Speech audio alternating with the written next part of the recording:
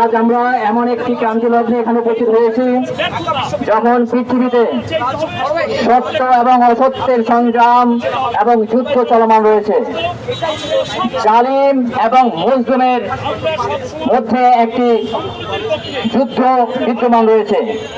আমরা জানি দীর্ঘ সময় ধরে, যুগের পর যুগ ধরে ইসরায়েল এবং আমেরিকা এবং তার দোসরেরা ফিলিস্তিনের উপরে কি ধরনের জুলুম নির্যাতন করেছে।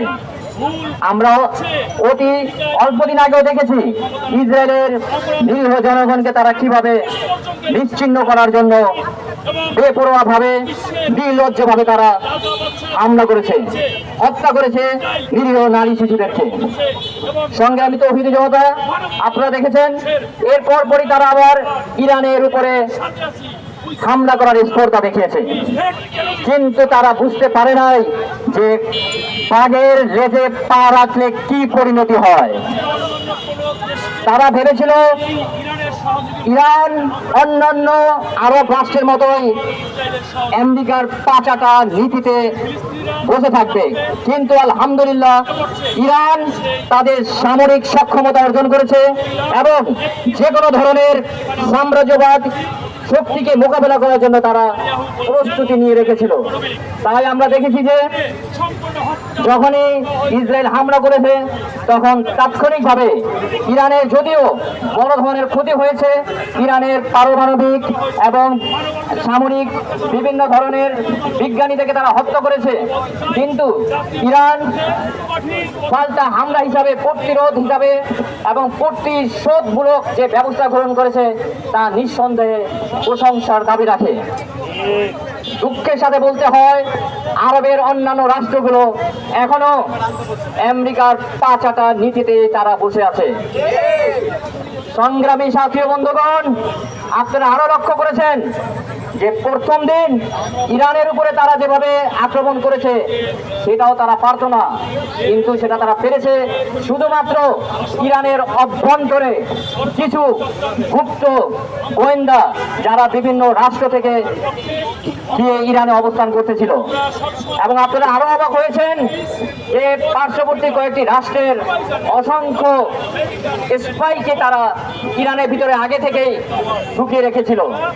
তাদের প্রত্যক্ষ এবং পরোক্ষ মদদে তারা ইরানের উপরে প্রথম দিকে হামলা চালিয়েছে।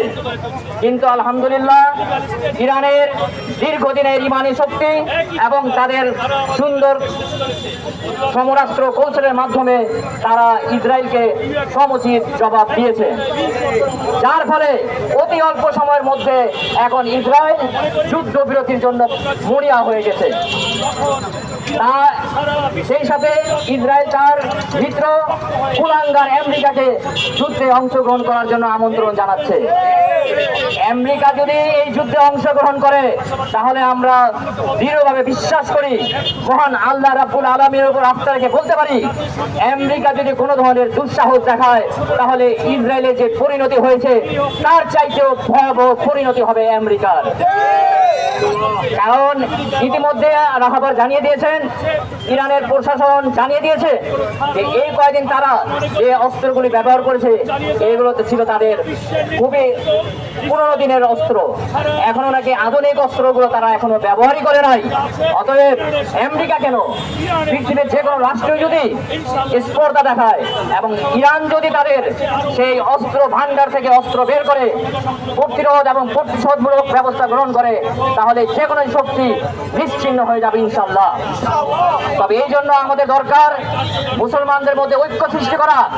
কোন সুন্নি শিয়া বুঝি না, আমরা একই কালেমা লা ইলাহা ইল্লাল্লাহু মুহাম্মাদুর রাসূলুল্লাহর উপরে যদি আমরা বিশ্বাসী হয়ে থাকি তাহলে সকলের প্রতি আমাদের উদাত্ত আহ্বান, আসুন ইহুদিবাদ সাম্রাজ্যবাদের সেই ষড়যন্ত্রে পা না দিয়ে আমরা ঐক্যবদ্ধ হই এবং মুসলমানরা ঐক্যবদ্ধ হয়ে যে কোনো ধরনের ইসলাম বিরোধী শক্তিকে, সাম্রাজ্যবাদী শক্তিকে আমরা রুখে দাঁড়াই, তাহলে অবশ্যই আমাদের মুসলমানদের বিজয় অর্জিত হবে এবং মধ্যপ্রাচ্য সহ সমগ্র বিশ্ব ইনশাআল্লাহ শত্রুদের মুক্ত হবে।